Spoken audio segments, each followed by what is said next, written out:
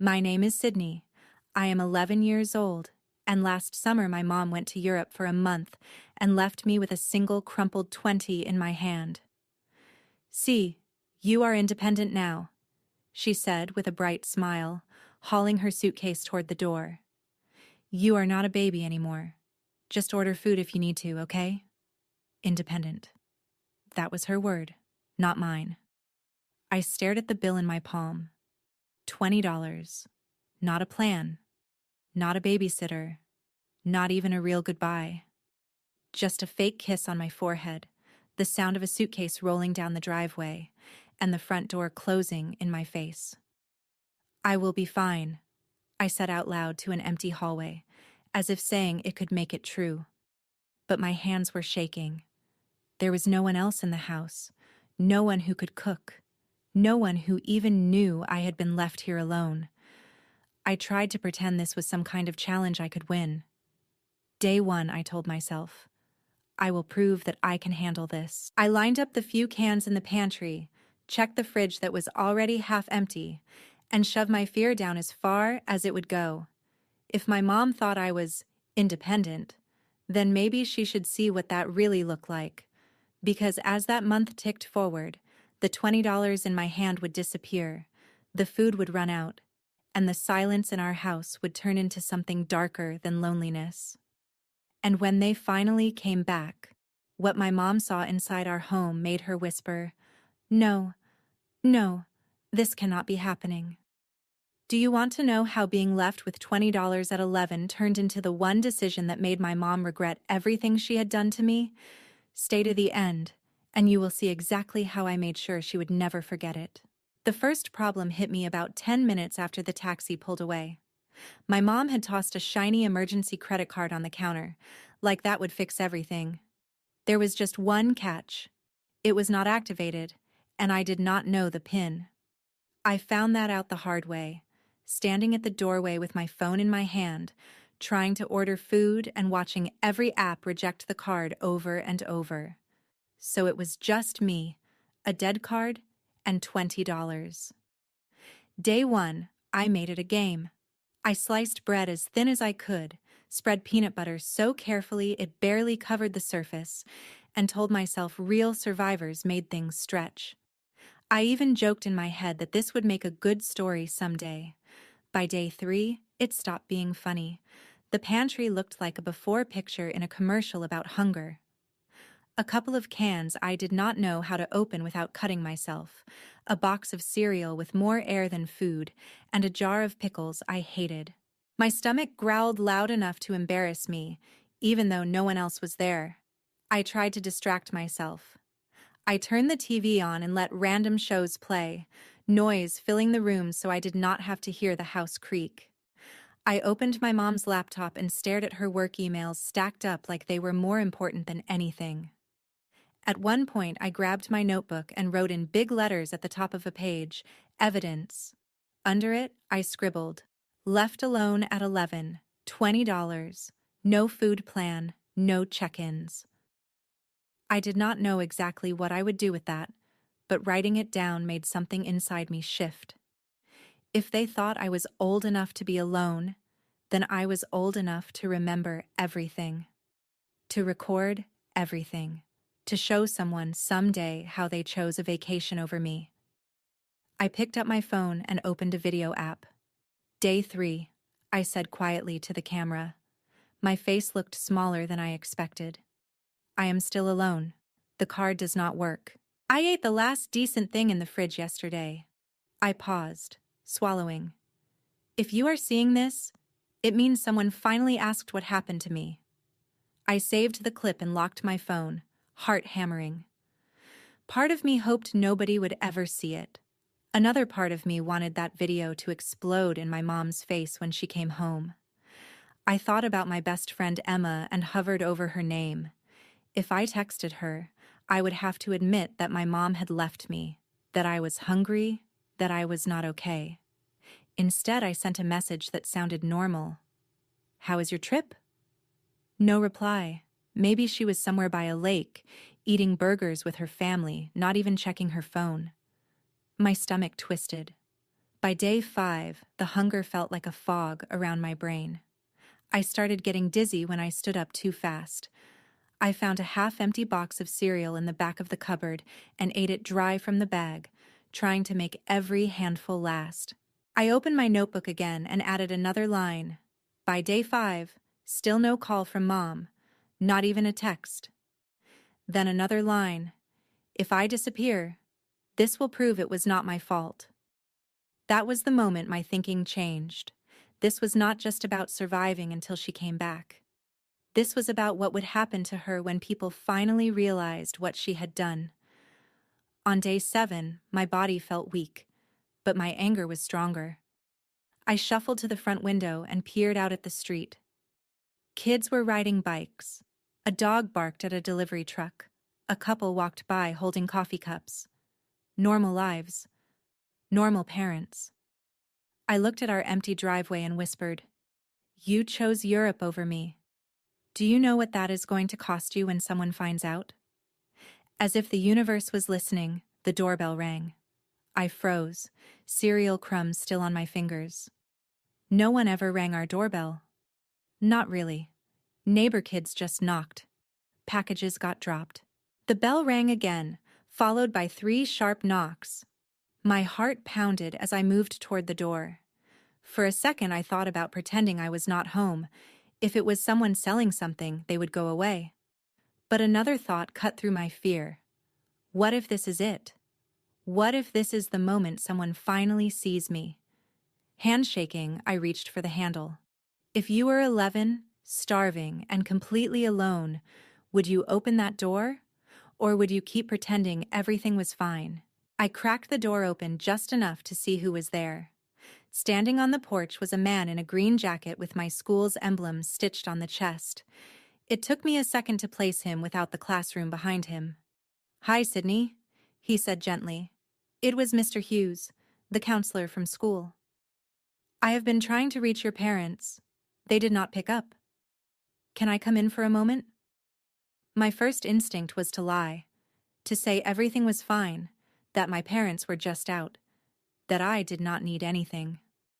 But my hand loosened on the door, and I stepped back. "Sure," I murmured. "I guess." He stepped inside and looked around. The silence in the house suddenly felt heavier. The dishes in the sink, the empty counter, the nearly bare fruit bowl, all became evidence I had not meant to stage, but had accidentally left out. "Are your parents at work?" he asked, scanning the room, clearly expecting someone to appear. "They are in Europe," I said, surprising myself with how flat my voice sounded. "For a month." His eyebrows shot up. "A month? And who is staying with you?" I swallowed. This was the line, the moment I could choose to protect them or tell the truth. My fingers curled tighter around the edge of my shirt. "Just me," I admitted. "They said I was old enough." Something in his face changed, like a switch flipping. The polite concern turned into something sharper, more serious. He pulled out a chair and sat down at the table, motioning for me to sit across from him. "Sydney, how long have you been alone?" "A week," I whispered. "Almost." "Do you have enough food? Money?" I let out a small, bitter laugh I did not recognize. "They left me a credit card that does not work, and $20. He stared at me for a long moment. It was not the way teachers stare when you forget your homework. It was something heavier, like he was trying to count all the ways this was wrong. "This is not okay," he said finally, his voice low. "You know that, right?" I shrugged, even though my chest ached. "They said they needed a break, that I am mature, that I should be able to handle it." "And how have you been handling it?" I wanted to say, fine. I wanted to keep pretending. But the notebook on the table caught my eye. The word evidence stared back at me in my own handwriting. "I have been hungry," I said instead, "and scared, and I have been writing things down, just in case." "Just in case what?" he asked. "Just in case something happens to me," I replied quietly. "So nobody can say they did not know." Silence filled the space between us. For a moment, I hated the silence, but then I realized he was not ignoring it. He was feeling it, really feeling it. He leaned forward. Sydney, leaving an 11-year-old alone for a week, for a month, with almost no food and no supervision, is not just irresponsible. It is dangerous. It is neglect. There are laws about this. My heart thudded in my ears. Neglect. Laws. Words that sounded like they belonged in TV dramas, not in my kitchen. What happens if someone finds out? I asked, my voice suddenly small. Agencies get involved, he said carefully. Child Protective Services. There could be an investigation. Your parents could face serious consequences. There it was. The thing I had not dared to say out loud. The thing that made my anger twist into something sharper. Consequences, I repeated slowly. For what they did to me. He did not rush to comfort me or tell me I was overreacting. Instead, he nodded. For what they did to you. My mind raced. I imagined my mom's face when she came home to find strangers in our living room, people asking questions she could not dodge with a fake smile and a joke about independence. I pictured her seeing my notebook, my video clips, my empty pantry. Do you want help, Sydney? Mr. Hughes asked quietly. Real help. Not just groceries. The kind of help that makes sure this never happens again. I hesitated. Part of me wanted to say no, to slam the door on all of this and just wait for my parents to come back and pretend this month never happened. Another part of me, the part that had been writing the word evidence, was tired of pretending. Yes, I said finally. But if I say yes, what does that mean for them? It means they will have to answer for their choices, he said. It means adults will finally see what you have been going through. I looked down at my hands, then back at him. Then help me, I said. I want them to see exactly what they did. I want them to feel what it is like to lose control. He nodded once, firmly. First, we make sure you are safe. Then we make sure the right people hear your story. As he reached for his phone, a strange calm settled over me. The fear was still there, but underneath it was something new. A quiet, steady determination. I was not just a kid waiting to be rescued anymore. I was the witness. If you were in my place, would you keep protecting your parents, or would you finally let the truth become the weapon they never saw coming? Mr. Hughes stepped into the hallway to make a call, leaving me at the table with my notebook open. I could hear fragments of his voice, low and controlled, but the words that floated back to me were enough to make my pulse race. Alone. 11. No guardian. No food in the house. I traced the ink on the page with my fingertip. Evidence.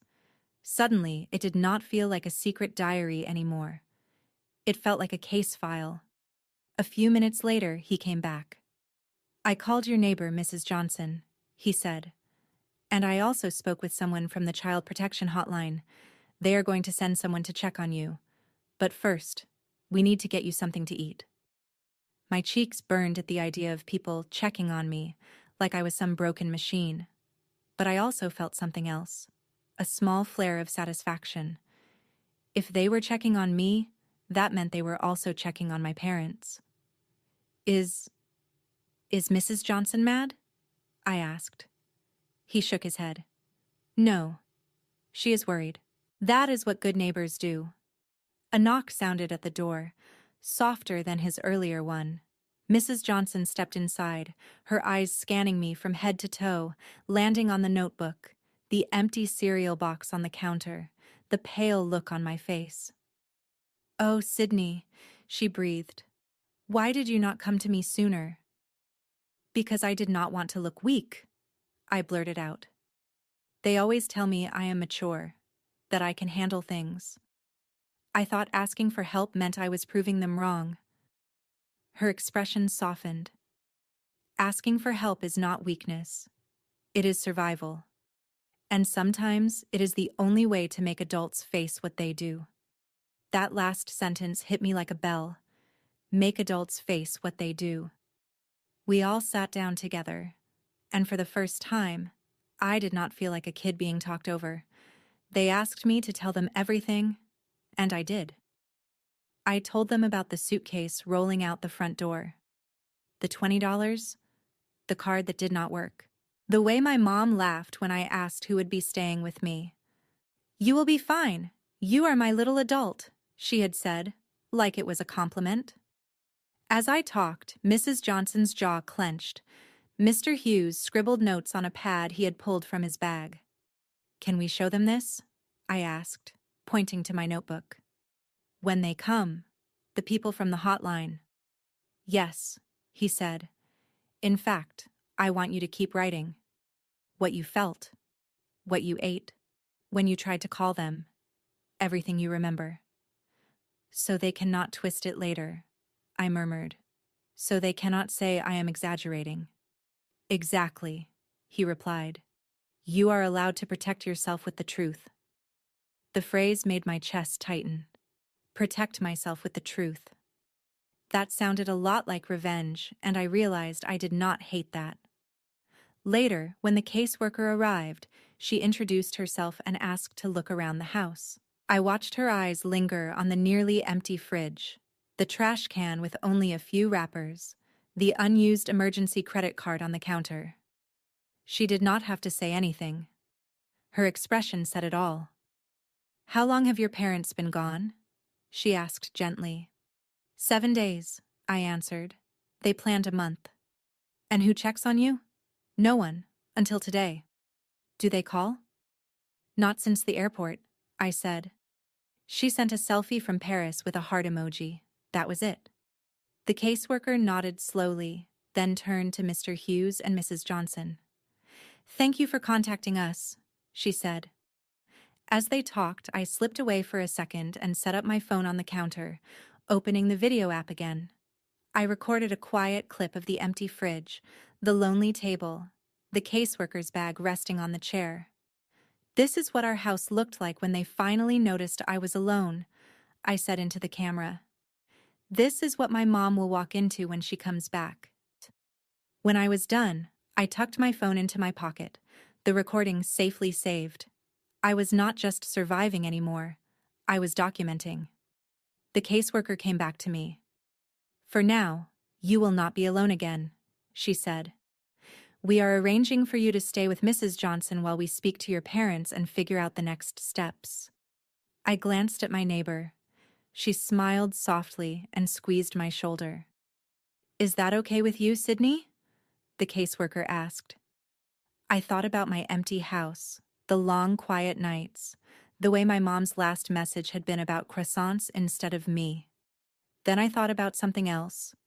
What it would do to my parents when they came home and found not just a lonely kid, but an official report waiting for them. "Yes," I said. "I want to stay somewhere I am not invisible." That night, as I packed a small bag of clothes and my notebook, I looked around my room one more time. The posters on my wall, the stuffed animal on my bed, the window that faced the street. "This was the place you left," I whispered under my breath, imagining my mom hearing it later. "But it is not the place you will find when you come back." If you were me, would you choose to forgive and forget? Or would you let every empty shelf and unanswered call become proof that could change everything? Moving next door should have felt like nothing, just a few steps across a patch of grass. But carrying my small bag and my notebook into Mrs. Johnson's house felt like crossing a line I could never uncross. I was not just the kid in the middle anymore. I was the kid someone had chosen to protect. Her house smelled like laundry and vanilla. The table was set with placemats, and her fridge was full of actual food, not just leftovers clinging to the corners of shelves. My stomach growled before I could stop it. "We will fix that first," she said, pretending not to notice my embarrassment. "Come on, let us cook together." We walked back to my kitchen with reusable bags. This time, she did not just grab food at random. She let me choose. Pasta, sauce, vegetables, bread, fruit. Things that would last. Things that made the kitchen look like someone actually lived there. Keep the receipts, Mr. Hughes said quietly as we unloaded the bags. They show what was not here before today. So we put the receipts in my notebook, behind the pages where I had written about my hunger. Evidence, layer by layer. As we cooked, the sound of boiling water and sizzling garlic wrapped around me like something I had missed without knowing it. Have you ever made spaghetti from scratch like this? Mrs. Johnson asked. Not really, I admitted. My mom mostly microwaves stuff, or we order takeout. Then today you learn, she said with a smile. You learn how to feed yourself properly. Nobody can take that away from you. I stirred the sauce, watching the red swirl around the pan. It felt symbolic somehow, like all the anger and hurt inside me was finally going somewhere, turning into something I could use. While we waited for the pasta, the caseworker came back with more questions. She asked for my mom's messages, the time of her flight, the last time she called. I showed her the one selfie with the Eiffel Tower in the background and the caption, "Finally free for a month." Free. Free from what? The caseworker asked. I stared at the screen. From me, I guess. She wrote something down. I did not ask what. I did not need to. Do you want to say anything directly to your parents? She asked. We sometimes include statements from kids in our reports. For a second, my throat closed up. Then I felt my notebook pressing against my arm where I held it, and my answer came out clear.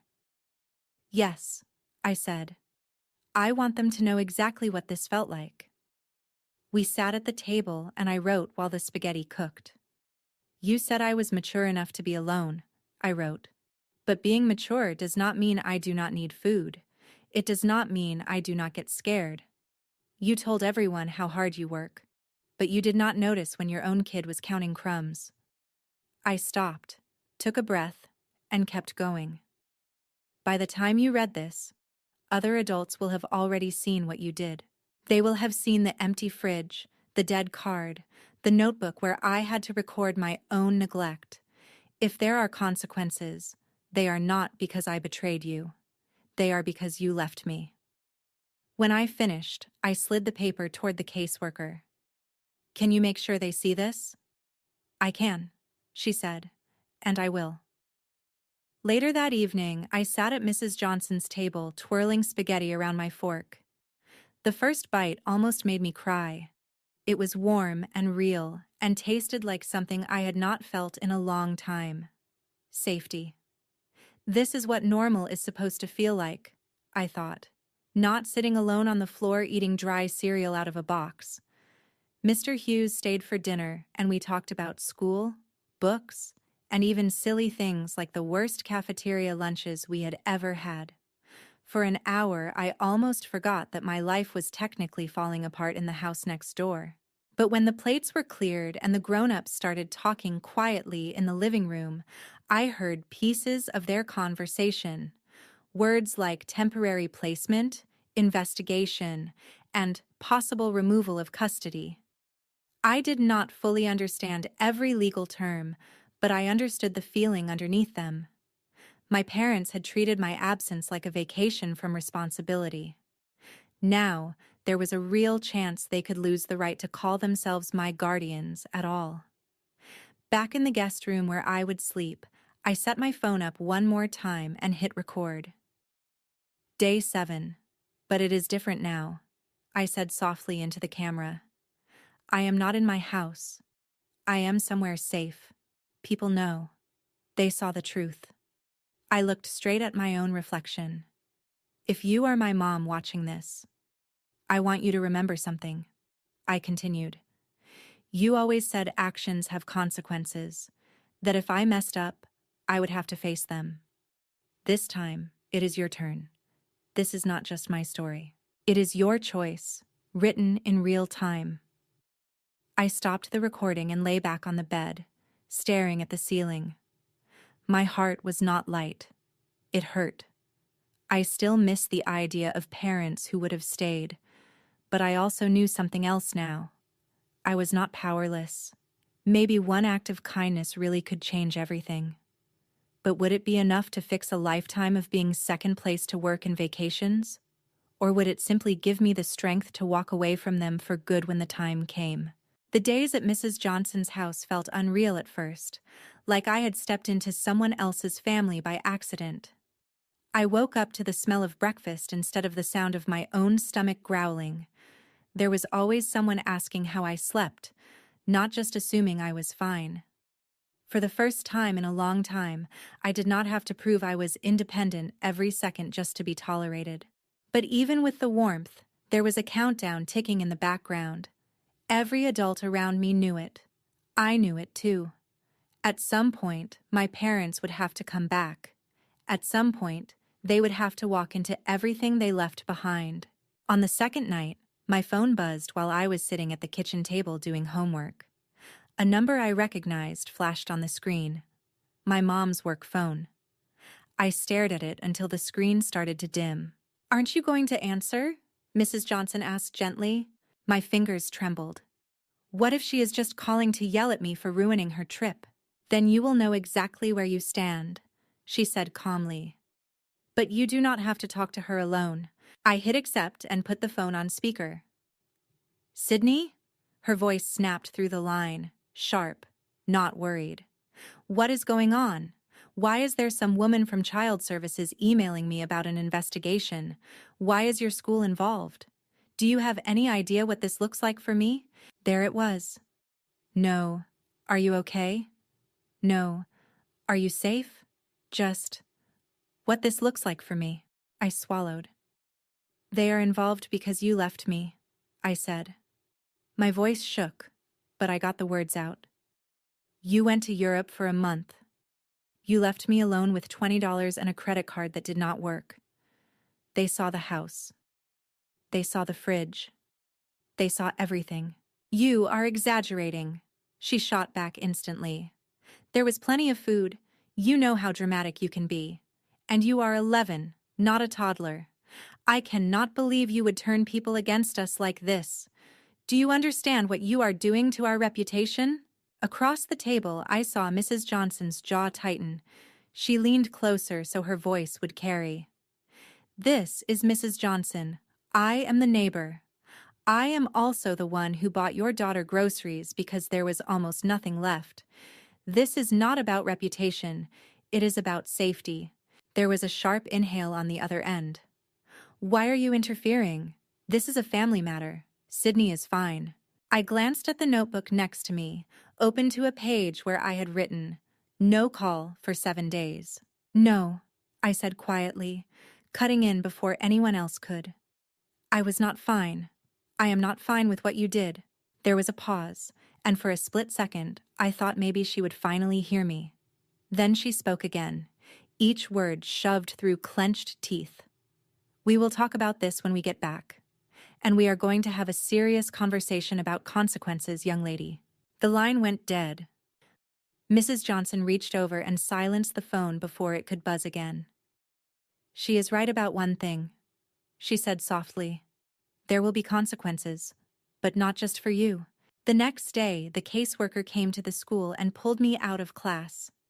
We sat in a small office that smelled like dry erase markers and old coffee while she scrolled through something on her tablet.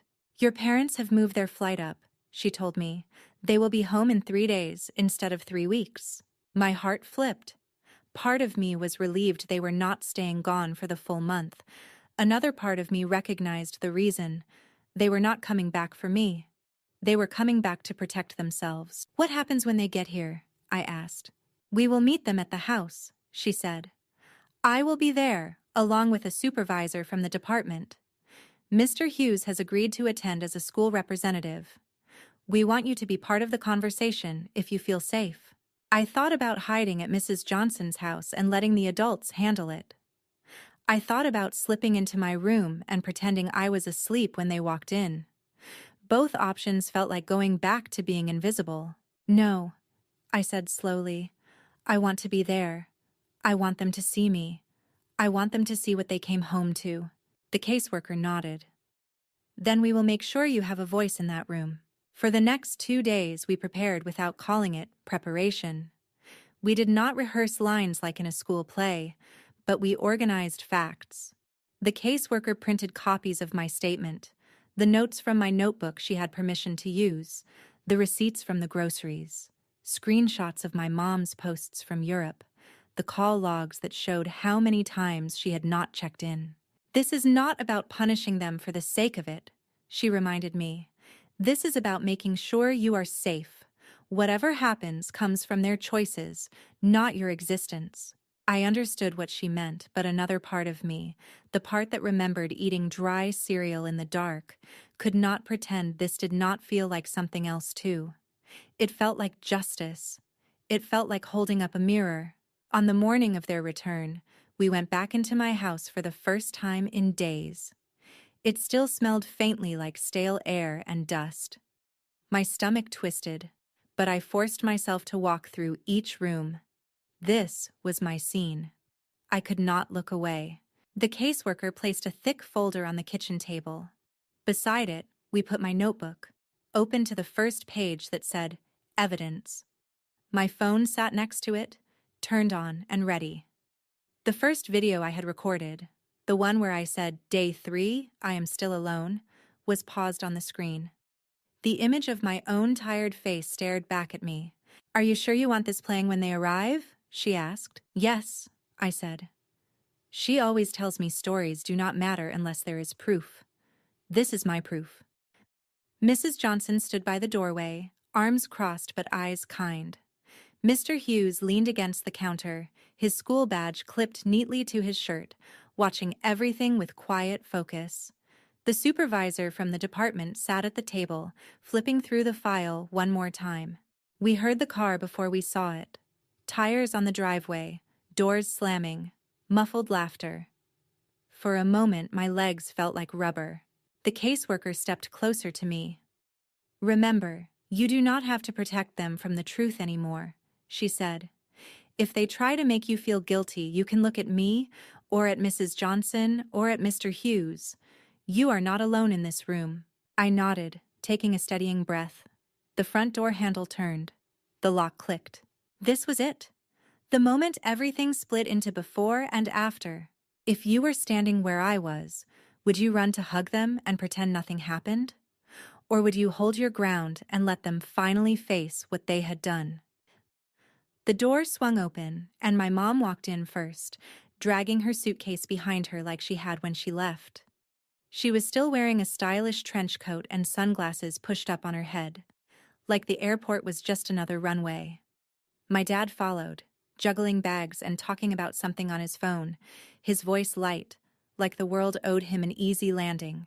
They both stopped when they saw us. The laughter died on my dad's lips. My mom's smile froze halfway.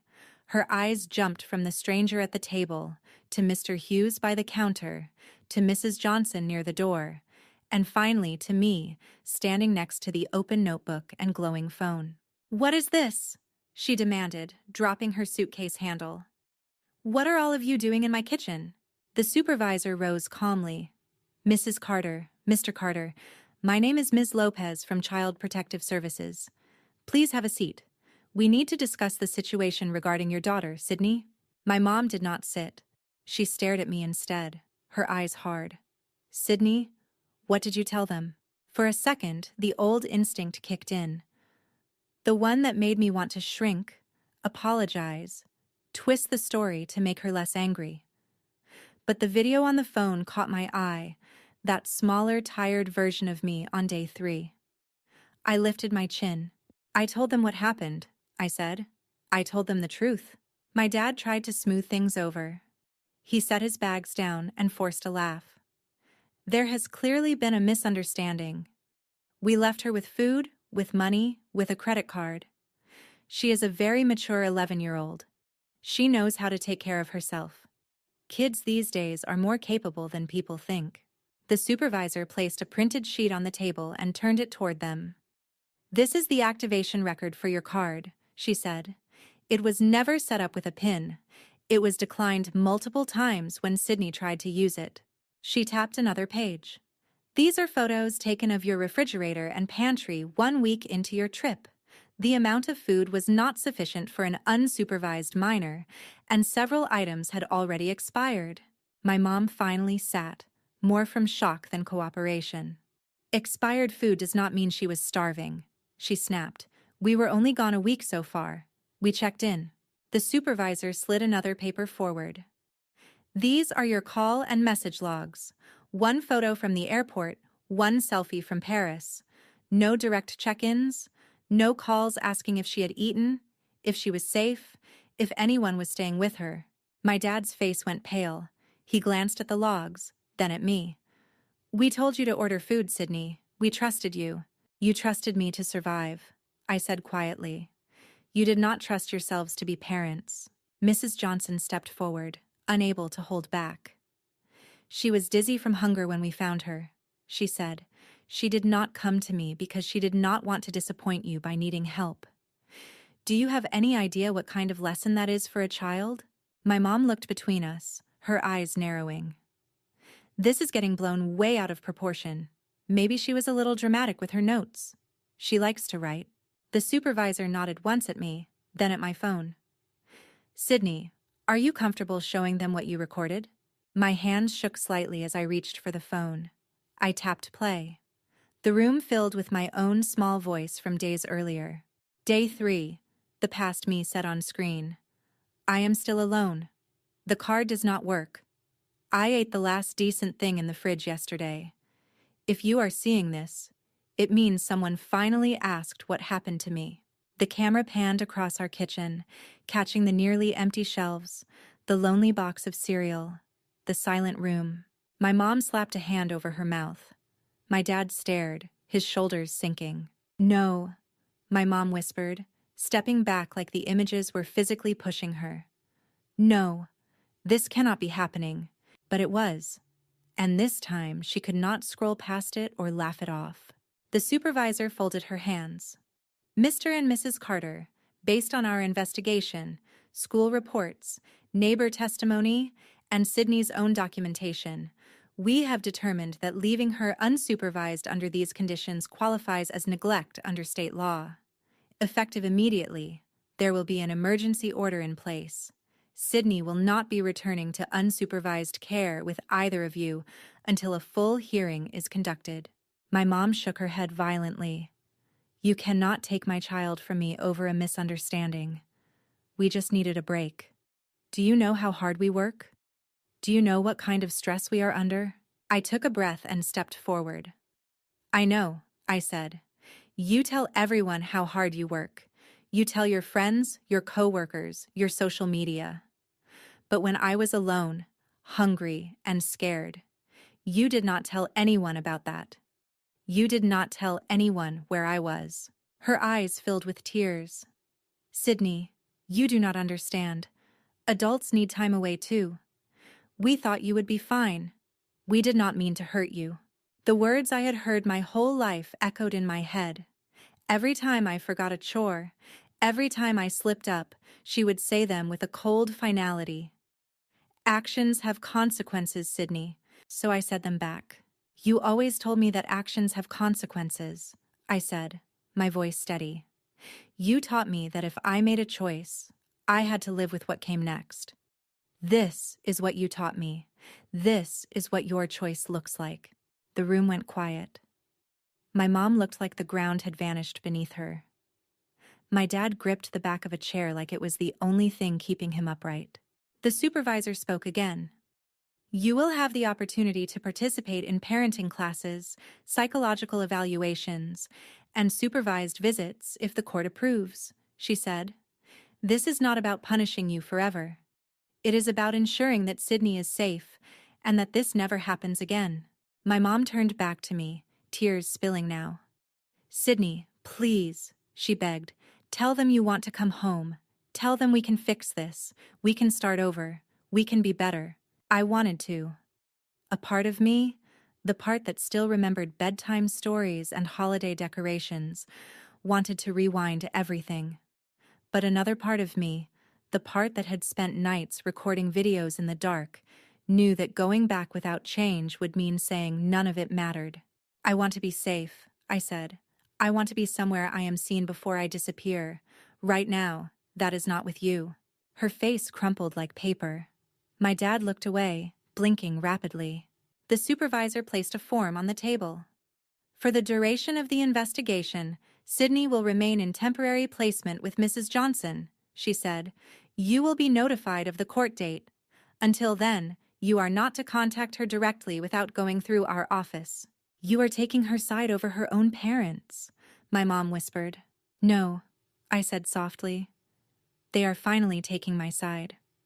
For once. We left the house before they did. As I stepped out onto the porch, I heard my mom sobbing inside, my dad trying to soothe her with words that sounded weak even from a distance. Walking back across the grass to Mrs. Johnson's house, I felt both heavy and strangely light. I had not ruined my family. They had done that themselves when they chose a month of freedom over a kid who still counted on them to come home every night. All I had done was refuse to hide it. Weeks later, at the hearing, I sat in a room that smelled like paper and old carpet while lawyers talked about risk factors and protective environments. My parents looked smaller than I remembered, sitting at their table, listening as people described their choices like evidence in a case. My videos were entered into the record. My notebook pages were scanned. My own voice on the stand did not shake as much as I thought it would. In the end, the judge ordered supervised visits and mandatory counseling for them. Full custody stayed out of their reach for now. They did not go to jail. It was not some dramatic movie moment, but something more real and, in a way, sharper. They lost the automatic right to be in my life without someone watching. They lost the assumption that they were the good guys. That summer, I learned how to cook more than spaghetti. I learned that help was not weakness, and that telling the truth could be the strongest kind of revenge there is. Not yelling, not breaking things, but simply refusing to let what happened stay invisible. My mom still sends messages sometimes, long paragraphs about how much she has changed, how sorry she is, how much she wants things to go back to normal. Maybe someday we will find a version of normal that does not erase what happened. Maybe we will not. But I know this. The day she came home from Europe expecting a month of stories and souvenirs, she walked into something she never saw coming. A daughter who had turned every empty shelf, every unanswered call, every hungry night into proof. A room full of adults who finally listened, a truth she could not outtalk. And when she whispered, "No, this cannot be happening," I realized something important. It already had. It had been happening from the moment she chose a plane ticket over me. So tell me, if you were 11 and left alone with $20 while your parents chased their freedom, would you bury the story to keep their image clean, or would you do what I did and let the truth be the revenge they never expected?